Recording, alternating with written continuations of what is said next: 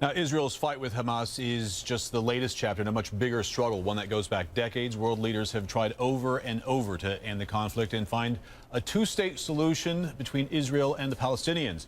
But what we're seeing playing out in Gaza this past week shows just how far that prospect is away. CNN's Michael Holms explains how we got here.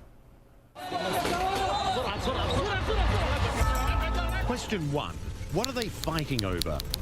A sliver of land between the Mediterranean Sea and the Jordan River, about the size of Maryland, roughly 10,000 square miles. But that land is some of the most sacred in the world for three religions: Christianity, Judaism, and Islam. Why is it so important to them? Sacred sites for all three. For Christians, Bethlehem, the birthplace of Jesus, and Jerusalem, where he was crucified and rose to heaven. For Muslims, Jerusalem's Al-Aqsa Mosque, third holiest site in all of Islam. And that mosque sits on the Temple Mount, holiest site in all of Judaism. So who lives there? More than 12.3 million people, nearly the same as live in Pennsylvania, but in a much, much smaller area. Just over half that number are Jews, and that is one concern for Israel. Why is Israel's population a concern? Well, if birth rates stay the same and the area isn't split into two states, someday Palestinians will outnumber Jews. This represents a potential demographic shift, which some believe would threaten the very foundation of the Jewish state. How long have Arabs and Israel been openly fighting? Well, basically since Israel declared independence in 1948.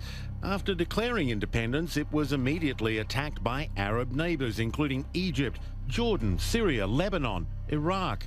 Israel fought them again in 1967 and 1973. Eventually, some of those countries, like Egypt and Jordan, made peace with Israel. But the fate of Palestinian refugees is still a source of great tension between Israel and the Arab world.